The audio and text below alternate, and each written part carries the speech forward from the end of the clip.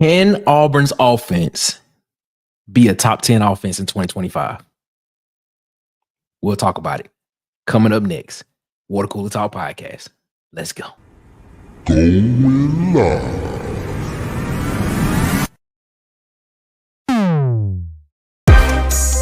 With the coolest podcast.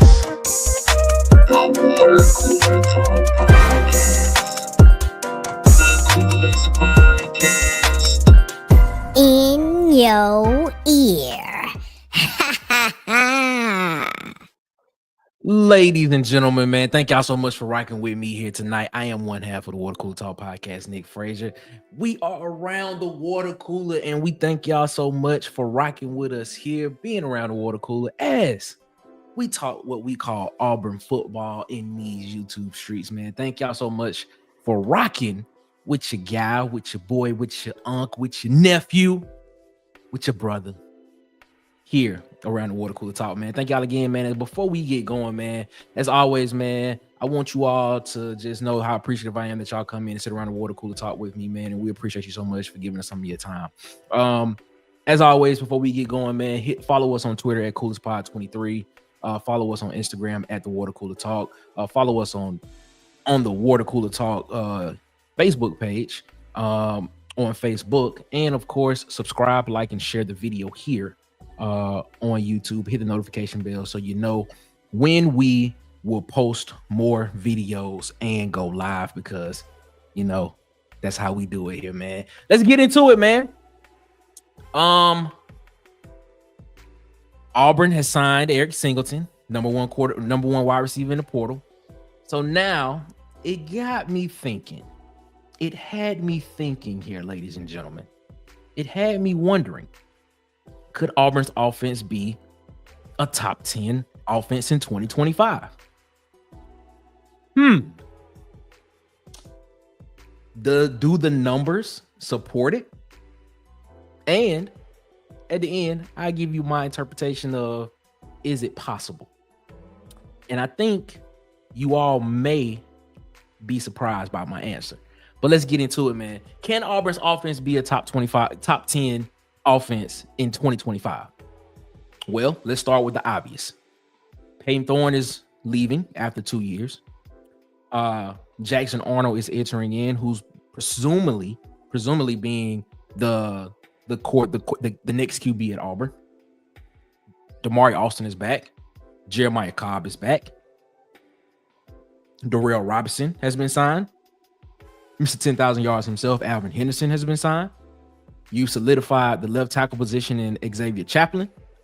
It looks like Jeremiah Wright may be heading back. Connor Lew, Dylan Wade. You got Mason Murphy, Broderick Scholl, who was signed in this class. DeAndre Carter, who may be in the rotation as well this year. Am I forgetting the outside? You have Cam Coleman. You have Perry Thompson. You have Malcolm Simmons. Eric Singleton signed. Horatio Fields, Bryce Kane, Preston Howard signed. Brandon Frazier coming back. Can this offense be a top 10 offense in 2025? There is nothing that tells me that this offense cannot be. And when we get into the next segment, we'll get into the numbers of why. But when you look at the talent that this coaching staff, that this support staff has accumulated on this roster, Auburn should be in the conversation. The more I look at the statistical value of it, the more I read, the more I look at what these guys have done, the more I look at what the vision is that the coaching staff is trying to set here at Auburn, the more I become excited. The more I look at it and I say, Auburn could potentially be a top 10 team in 2025. And I tell you, that just warms my heart, because you have no idea. When was the last time we fielded an offense that was considered to be good? Will we say Bo Nix's freshman year? I would probably go back as far as saying the 2017 season with Jarrett Stidham. I would say Jarrett Stidham was probably the last time that we had an offense that we got on the field and we was like, that offense can score. That offense can put up numbers. That offense can win games. Well, because they did. They beat 2 number ones in that season. They beat Georgia and they beat Alabama in that season. Went to the SEC championship game, and if it wasn't for Kerryon Johnson being hurt and possibly missing really most of the game, Auburn probably would have had an SEC championship that year. I don't know, but I tell you what, man. I tell you this: when I look at it, and I look at these guys, I tell you, man, it is hard not to see why Auburn could not be a top 10 offense in 2025. It's hard not to see it. You see it on the screen. Jackson Arnold, he's coming in. Cam Coleman's returning. I'm pretty sure those numbers for Cam Coleman are going to improve this year because he's used to it. He's ready to go up. Malcolm Simmons is coming back. He has more experience. He has more command and more knowledge of the offense. We didn't even put Perry Thompson. We haven't even talked about Perry Thompson. Perry Thompson will get on the field, and Perry Thompson is going to ball if he's able to grasp the offensive playbook, as everybody says. I'm telling you, man, this offense could really be something special. Hugh Freeze has been saying it for the longest, man. He's been saying for the longest that he needed 3 recruiting classes in order for us to see the change of what's happening at Auburn. He said he needed it. So you had your first year, you had last year, the 2024 class. Now, you got the Freeze 4. Now you have this recruiting class that come in, and I believe he may want to get another one. But as of right now, looking at what you accumulated in the transfer portal, what you accumulated last year with the playing time that they got, what is coming back, how this defense is performing, Auburn should be a top 10 offense in 2025. They should be. I want to play this clip again, man, because I just like it. Just look at the stats: 62.6% for Jackson Arnold, and he didn't even have all of his weapons last year at Oklahoma. What do you think he's going to do with the weapons that Auburn is putting around him now? Like, this is going to be amazing, ladies and gentlemen. Cam Coleman is going to have a breakout season. You saw it happen towards the end of the season. He started catching his stride. Malcolm Simmons is going to get a much more broader action in this offense. He may not just be on the jet sweep. He may not just be on the short passes. He may be able to, stretch the field, as you saw right there. Like I stated last night, man, him and Eric Singleton on the field together, bro. I'm telling you, it's like having 2 carbon copies of each other on the field. This is going to be exciting, man. This is really going to be exciting. There is no reason why this should not be a top 10 offense.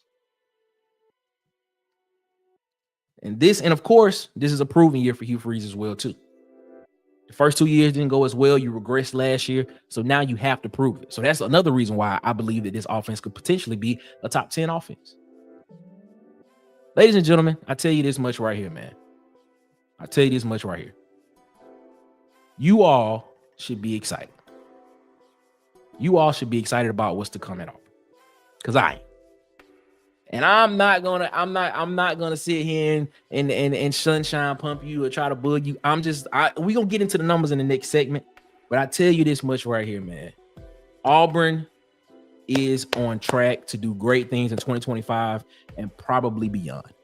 Man, I'm telling you, man. I'm telling you, this is gonna be good, man. Huggy Beard is in the chat, man. Shout out to Huggy Beard for coming through with us, man. Shout out to you, man. What's good, man? Hope everything's going well with you all, man. Merry Christmas Eve to everybody. This is going to be a really, really great Christmas for a lot of people. And for those that are not able to be with family, just know I'm thinking of you and I'm wishing you a Merry Christmas as well. Huggy Beard said, let's strike this mug up. You heard me? Yes, sir. We here, man. We are here, man. Thank y'all so much for rocking with us. King Richard. Shout out to King Richard, man. War Eagle Nick, Merry Christmas Eve. Merry Christmas Eve to you as well, man. I appreciate y'all so much for rocking with me, man. King Richard said it should be top 10. The numbers look good this past year, other than scoring in the red zone.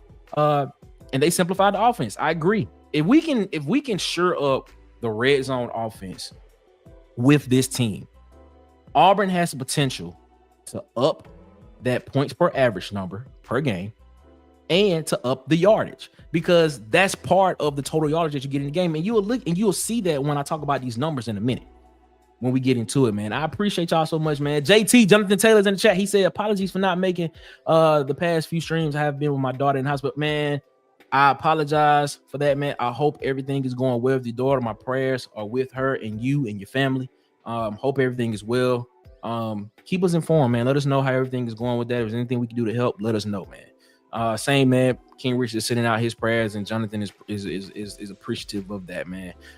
In this season of giving, in this season of remembrance, in this season of what is the true meaning of the season, we all need to know that there are people that are out here that have other things that are going on, and that they have things that are more important than just gifts. It's all about people. So we want you all to think about the next person. Think about what they're doing. As you're with your family, be thankful for what's going on around the table, around the Christmas tree, around the gifts. Be thankful for that, and just know that that's a blessing that you're able to do that, and that you're able to have someone there with you during that time. So we thank y'all so much for that, man. All right, man, let's get back to football, man. Let's get back to the football, man. So can Auburn be a top 10 offense in 2025? Let's look at the numbers here, man. So the numbers here tell us Auburn should be able to be a top 10 offense in 2025. That's what it tells us. Looking at Auburn's offensive rankings, these are the years that Hugh Freeze has been the head coach at Auburn. Now, 2023 is a little bit, I don't know if you want to call it skewed, because of the fact that he wasn't calling plays. And according to Coach Hugh Freeze, it was more of Philip Montgomery's offense. So you look at these numbers here. All right. So in 2023, the average yards per game, the yards per game average was 351. That went up in 2024. It went up to 429. The average passing yards per game, 162 in 2023. That went up to 263, almost 264 yards in 2024. The average rushing yards, that dropped this year. 2023 was about 189 rushing yards per game, compared to this year, almost about 166, 165 and a half, if you want to round up. And then, of course, the average points per game didn't really change much. They went up about 1.6 points. You're looking at about 26 points per game to about 28 points per game in 2024. Now, what I did was I looked at the top 10 teams, the top 10 offenses in college football this past season. And I got a percentage of what they did, total yards compared to passing and rushing. And I tried to find the ones that were more comparable to Auburn. So in that top 10, the 4 teams that were comparable to Auburn in percentage wise of passing to rushing ratio, these are the 4 teams. Clemson, who was number 2, Texas, who was number 3, SMU, who was number 8, and North Texas, who's number 10. I'm telling you, man, that's what you're looking at. Now, if you take what Auburn's total yardage in this past 2024 season was, which was 5,153 yards, and you subtract that from each of those 4 teams' total yards, and then you get an average of what the difference is between those numbers for those 4 teams, it comes up to about 723 yards. 723 yards. Divide that by 2, that gives you roughly about 362 yards per game that Auburn needs to add. Not per game, for the season that Auburn needs in order to get into that top 10 number. Divide that by 12, that's roughly about 30 extra yards per game for passing or rushing. Okay, let's just be honest with you. Can this offense add 30 extra yards in rushing per game and 30 extra yards in passing per game in order to be in the top 10? Can they do it? Can they? I mean, you look at Clemson's total yardage number, 6,326. Texas's total yardage number, 6,284. SMU's total number, 6,013. North Texas, 5,864 total yards for the season. Auburn's at 5,100 5,153 yards. Jackson Arnold, with the weapons that he's going to have at his disposal, Cam Coleman, Eric Singleton, Malcolm Simmons, Perry Thompson, Horatio Fields. You mean to tell me with that cast of characters, with that cast of players, he's not going to be able to get 30 extra yards passing per game? Yeah, I'm just saying. If you look at the numbers, Auburn's total passing numbers for this season was 3,167. Can he get an extra 30 passing yards on top of that per game coming up in the 2025 season? If that's the case, that means he is roughly, if my math is correct, he is roughly a 3,500 yard passer in the season. Now, let's take a look at this now. Peyton Thorne had 27, right about 2,800 yards passing this past season. And he missed a whole game and a half. He didn't play the New Mexico game, and he didn't play the first half of the Arkansas game. If Peyton Thorne would have played the first half of the Arkansas game and the whole New Mexico game, he would have been a 3,000 yard passer easily. And probably 4 more touchdowns on top of what he had. Easily. So are we sitting here, are we saying with the experience that's coming back, are we saying that we don't think that Jackson Arnold can do that this season coming up in 2025? Now, rushing, I'm a little bit more skeptical. I'm a little bit more skeptical on rushing because, in my opinion, it seems as if Coach Hugh Freeze wants to be able to throw the ball more than he wants to run it. That's just what it looks like to me. If you want to know the percentage of what Auburn did last year from run to pass, Auburn was 61% pass to 39% run. So roughly about a 60-40 split is what Auburn was. Clemson was a 62-38 split. Texas was a 62-38 split. SMU was a 61-39 split.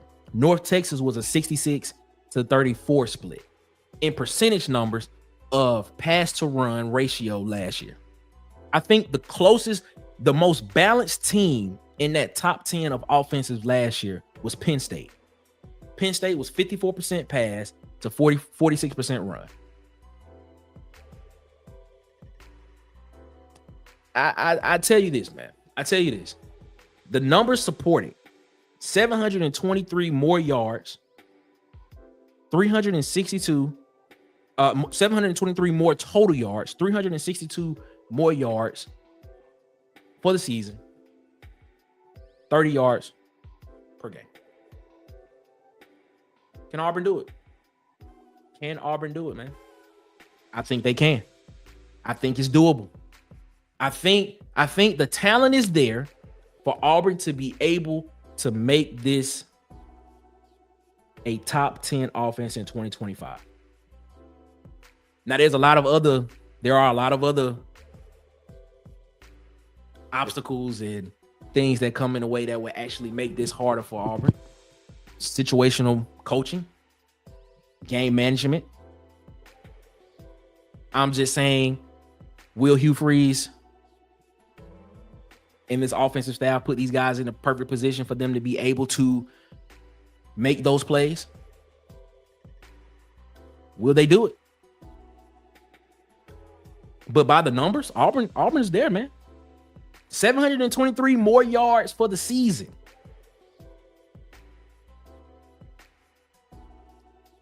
That's 362 more passing yards and rushing yards for the season needed, which breaks down over 12 games, about 30 more yards per game per each stat line. I'm telling you, man, it is there. I'm not like I said, I don't want to sunshine pump. I'm not trying to I feel like I'm bugging a little bit because I'm excited. I'm excited about this. I'm excited about the potential of what it is. I really am. But there is this offense can be top 10. And if this is a top 10 offense in 2025, I wholeheartedly believe Auburn can win 9 to 10 games. I wholeheartedly believe it. I am here for it. If this is a top 10 offense in 2025, Auburn is a playoff team. I will say it right now. How many teams were playoff teams or fringe playoff teams in the top 10? Let's look. Miami was number 1, fringe playoff team. Clemson, number 2. They won the AAC. They were in the playoffs. Texas was in the SEC championship game. They're in the playoffs. Ole Miss, fringe playoff team. Jacksonville State, well, not a playoff team, but they had a really good offense. Penn State, playoff team. Boise State, playoff team. SMU, playoff team. University of Texas San Antonio and North Texas round out the top 10. Oregon's at number 11, playoff team. Tennessee was at number 14, playoff team. So if Auburn is a top 10 offense, and these numbers right here that I have written down and I have studied and I have broken down and dissected, if these numbers are correct, Auburn is a playoff team in 2025. You telling me all we need is 30 extra yards passing and 30 extra yards rushing per game in order to be in that top 10? If you're looking at the top 10 from this past season, come on, man. You can't tell me that. Jackson Arnold literally has a bevy of weapons around him. I'm telling you, man, I'm getting excited because this potentially could be Auburn's playoff year. I don't know, man. Tell me what y'all think in the chat, man. Let's get to the chat anyway, man. We got a couple of comments that came in. JT said they got a hospital now, man. That's good. Good to hear, man. That's good. That's good. Thank God for that, man. Thank God for that. Sharpshooters Podcast is in the chat right now, man. He's saying Roll Tide. That's a negative. War Eagle over here. That's what it is. It's War Eagle over here, baby. You know what I'm saying? King Richard said, I believe the drop in rushing is that PT didn't run as much this year. So if that's the case, then we're gonna have to compensate somewhere. If you're saying that PT, most of the rushing yards from PT, those extra rushing yards would have helped, you're gonna have to compensate that probably with more passing yards or with more of the jet sweep with the wide receivers. Because I don't know if we will have 1,000-yard back this season. I honestly believe we're gonna see a lot of passes, thrown across this field, around the field. So this is gonna be interesting to see, man. Shout out to C Hall, man. C Hall's in the chat, man. He said, Merry Christmas, bruh. War Eagle, man. We're gonna flip the whole season on wins against ranked teams. Man, listen, man. I'm with you right there, C Hall. Shout out to our guy C Hall, been with us, man, for a while, man. We appreciate you, man. King Richard as well, been listening around. He said the numbers say that would come from a top tier quarterback. I'm telling you this right now, man. You are correct. Let's look at the quarterbacks. Cam Ward, Miami. Cade Klubnik, Clemson. Quinn Ewers, Texas. Jackson Dart, Ole Miss. Drew Aller, Penn State. Kevin Jennings or Preston Stones from SMU. Dylan Gabriel from Oregon. Nico Iliamai, I'm sorry if I can pronounce his last name. I get tongue-tied a little bit. Iliamaiava from Tennessee. Do you not think Jackson Arnold could not be in that conversation? I'm telling you, man, it's positive. I'm telling you, man, with the talent around him, it is there, man. It is there. Let that talent shine, man. Let it shine. Auburn Dad for Life said, War Eagle, man, sorry I'm late. Had a Christmas movie for my son. Hey, I'm telling you, man, we appreciate you, man, so much for stopping in with us, man. Merry Christmas Eve to everybody. We thank y'all so much for giving us a little bit of your time, man. And we appreciate y'all so much for giving us some of your time, man. Talent is there. You right, King Richard. It is there. Chris Causey in the building, man. Shout out to Chris Causey, man. See him on Twitter a lot. Merry Christmas, everyone. War Eagle to you, Chris Causey, man. I appreciate you, man. Go follow that man on Twitter. Good man right there. Good man. Jay Flowers in the building. What up, Jay Flowers, man? What's going on? I'm here. What's up? What's going on with you, my guy? Hope everything's going well with you, man. Huggy Beard said, righteously, bro. But as much as AU has thrown down in recruiting, I always felt AU's problem is mentality and culture. That starts with coaching. So it's hard to get too fired up. You got a point there, man. You have a point. I've always said, what is the standard for Auburn? What is that standard? What is the culture? What are the pillars that this program is going to be built off of? And I'm gonna be honest with you, I haven't seen that. Is it hard work? Is it discipline? I know we hear family a lot, and we want that. We appreciate that. Is it consistency? What is it? I would like to know that. Merry Christmas to all. Shout out to Auburn Dad for Life, man. Appreciate y'all, man. Merry Christmas, everybody, man. Huggy Beard told Sharpshooters War Eagle, man. King Richard said, I say Jackson Arnold is a top tier quarterback. According to him being a 5-star plus coming out of high school, he is. No, and like I say, man, like I said this, he did not have the weapons around him last season in order for him to shine. What he did last year, almost 1,500 yards last year. I mean, with what he had, that's, I mean, respectable, I guess, if you want to call it that. But put him with the Cam Coleman, put him with Eric Singleton, put him with Horatio Fields, put him with Perry Thompson and Malcolm Simmons and Bryce Kane, put him with Preston Howard, put him with Brandon Frazier, put him with the talent around him. You have an offensive line that's going to be in front of him, that's going to be able to protect him. And let this man work.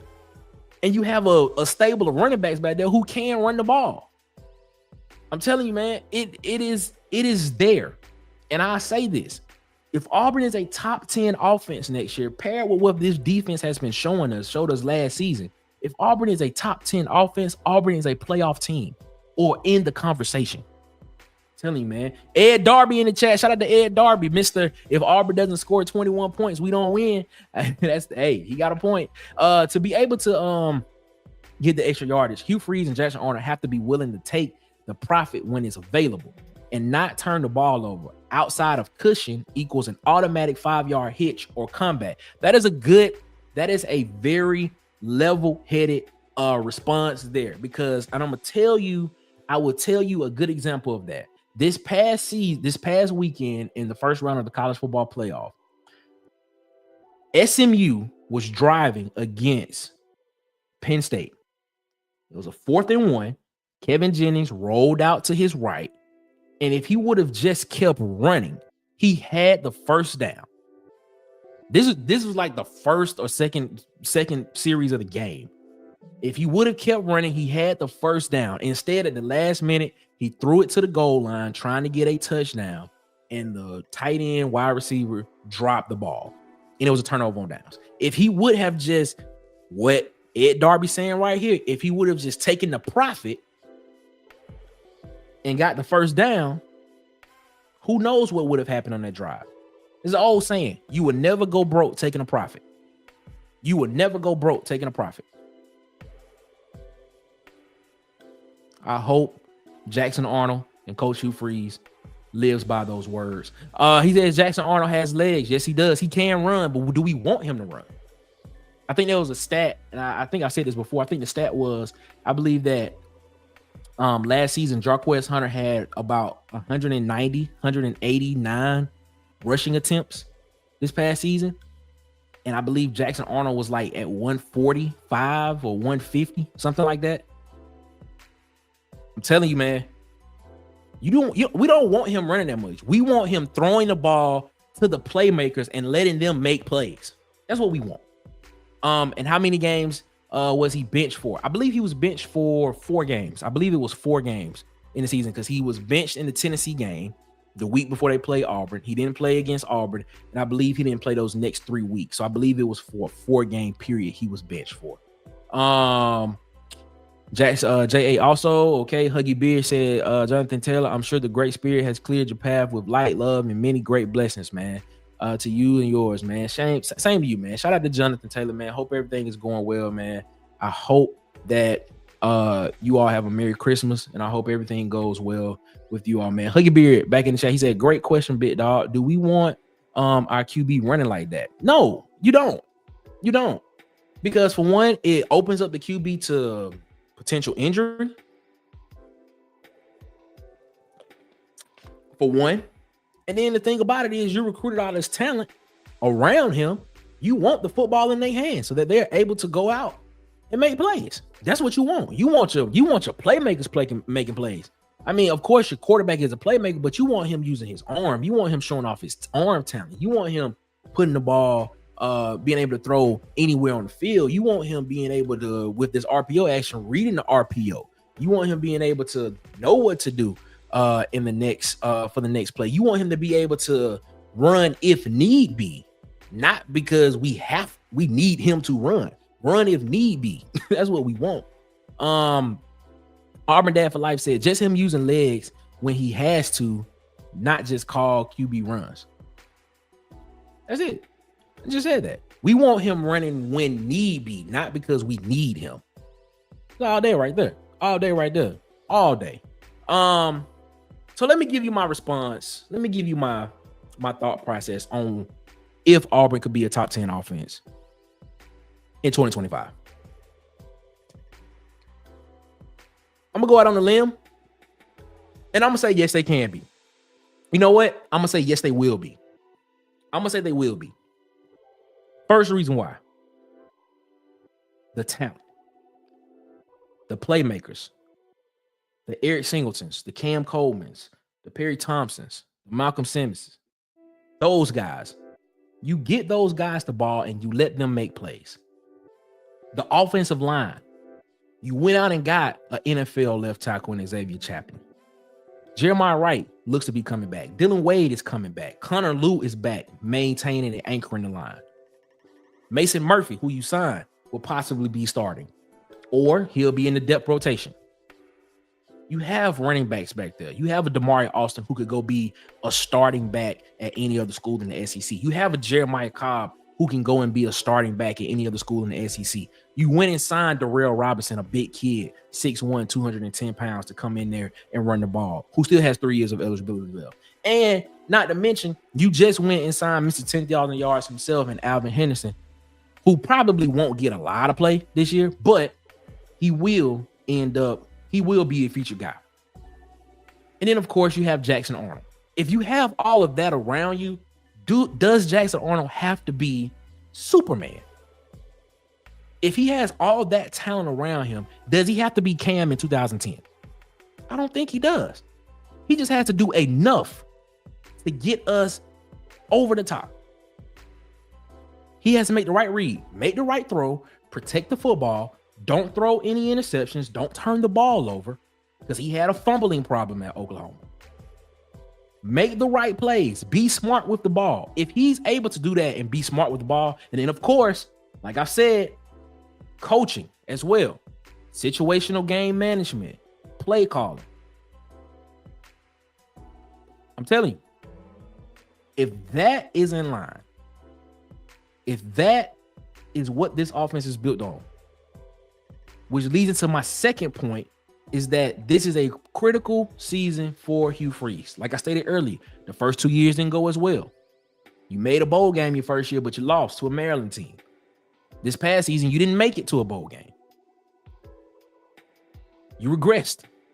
So now you have to be able to put something on tape. You have to be able to keep putting that proof of concept on the field in order to keep these recruiting class coming like that.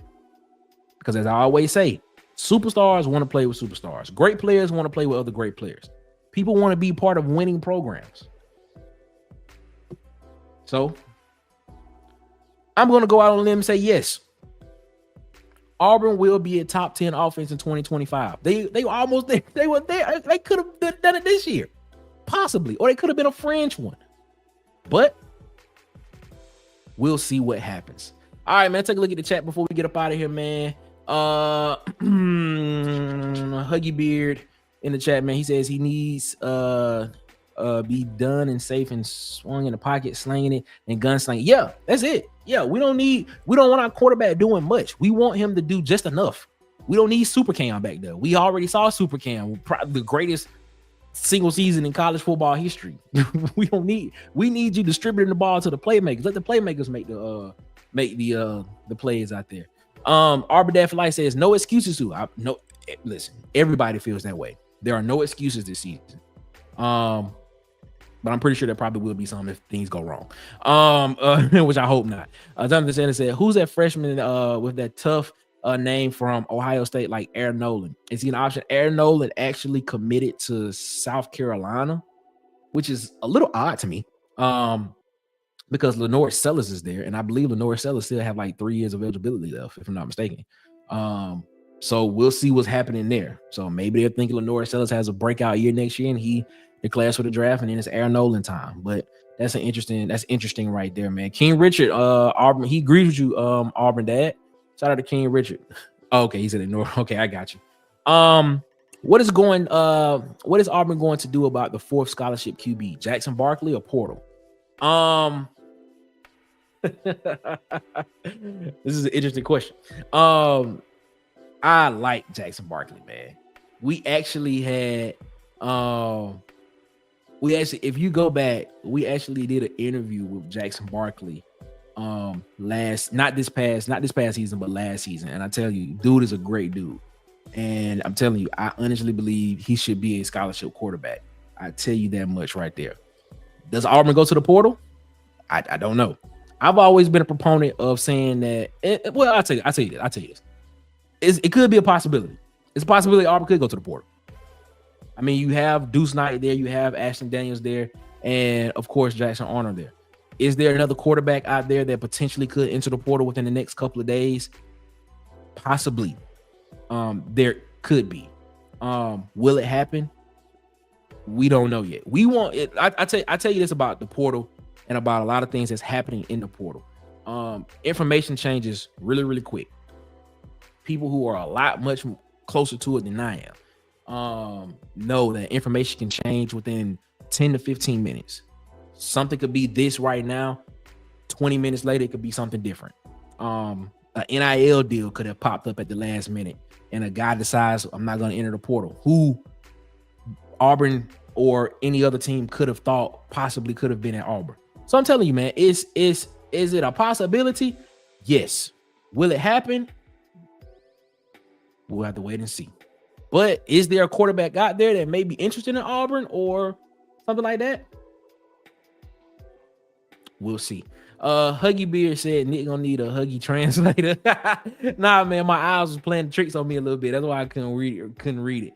JT says, I don't think Auburn goes to the portal for a QB to compete for a spot. I think Auburn has QB 1, 2, and 3. They just need a body. Yeah, I see what you're saying. There, but I'll throw this to you. I'll throw this at you. I give you this to think on. What if there was a guy at another school who is not getting an NIL opportunity, who possibly is a pretty good quarterback, who possibly could be an NFL quarterback, who possibly is a starting quarterback? What if he wants to come and get a better NIL opportunity? Would Auburn entertain that? Would that create a competition in the fall? And what if that guy only had maybe a year left of eligibility left? Would Auburn be interested in going out looking at that guy? Just something to think about. Ladies and gentlemen, we appreciate y'all so much for coming in with us here on Merry Christmas Eve. Because like I said, the reason for the season is always the man above. So we appreciate y'all so much for rocking with us here at the Water Cooler Talk Podcast, the coolest podcast in your ear. Let's see what JT got, man. JT said, but I got to know, Jackson Arnold didn't come to be a backup, and I know AD didn't come to be third string. Like I said, you never know with the transfer portal. It's a lot interesting, man. A lot of interesting stuff. So I just threw that out there for you. Just something that you can think on. Maybe, probably. It may not happen, but there's always people mining the portal for something better. Always. There are always people mining the portal for something better when it comes to NIL. I say that. Wouldn't it be safe to assume that any QB you actually want ain't nowhere near the portal? That's actually true. Yes, Huggy Beard. That would be safe to assume. Yes, it would be. And King Richard said he may get benched for Manning. I don't know about that, but I don't know about that one. But is there a quarterback out there? I'm not saying it is. I'm not saying it ain't. A lot of people think there. A lot of people think it is. A lot of people think it ain't. But I don't know. Until it happens, it will happen. Merry Christmas, man. Merry Christmas to you, King Richard, man. Hope all is well with you all, man. righteously, bruh. I appreciate y'all so much, man. As always, man, before we get up out of here, man, I know y'all want to go spend time with the family. It's Christmas Eve. Got to get the gifts ready. Got to get ready for tomorrow to spend time with family, man. Please follow us on Twitter, X at CoolerSpot23. Follow us on Instagram and TikTok at the Water Cooler Talk as well, man. Follow us on our Facebook page at the Water Cooler Talk Podcast on Facebook. And as always, man, we are trying to hit 500 subs before the end of this year. I think last time I checked, we were like 36, 37 people away from hitting that goal and hitting 500 hitting 500 subs before the end of the year. So please, if you would not mind, for a Christmas present for the Water Cooler Talk, if you would not mind, please subscribe, like, and share the video and hit the notification bell so you know when we post. And tell your friends about us, man. Tell them to come check us out and check out some of our other content that we put out. Trying to grow, and just trying to give you as much accurate information as we possibly can about Auburn football and everything going around in the SEC as well. Got an announcement coming up next week about our schedule. So hopefully you all will be able to see what's going on with that. We're going to kind of try to commit to a rigid schedule going forward. So hopefully I just got to plan that out, and hopefully we'll get everything settled by then, and we'll be ready to rock and roll with that there, man. Shout out to you, Huggy Beard, War Eagle, to you as well, man. And as always, ladies and gentlemen, man, I hope and I pray that you all have a merry Christmas, happy holidays. I hope you spend it with your loved ones and your family. And as like I said earlier, man, think about the people that are not able to go back and be with family and friends and things stuff like that. Just give them a thought, send up a little prayer for them as well, as always, man. And I hope you all are thankful for everything that you all have around the table, around the Christmas tree this year for Christmas, man. From my family to your family, have a Merry Christmas, have a happy holidays. Thank y'all so much for giving us the opportunity to take a little bit of time out of your schedule that you come and sit around the water cooler with us here at the Water Cooler Talk Podcast. As I always say, I would never not be over appreciative of what you all do when you all come and sit down, and for the people that actually watch on the rewatch that are not able to make it during the live. So like I said, man, and the people that like and comment. So we appreciate y'all so much, man. I hope you all have a good one, man. And before we get up out of here, as always, y'all have a good one. Better yet, y'all have a great one. Y'all be blessed, man. One love. And we out this mug. Merry Christmas, everybody. Make sure you like, subscribe, share, and hit the notification bell so you know when we post more videos and go live.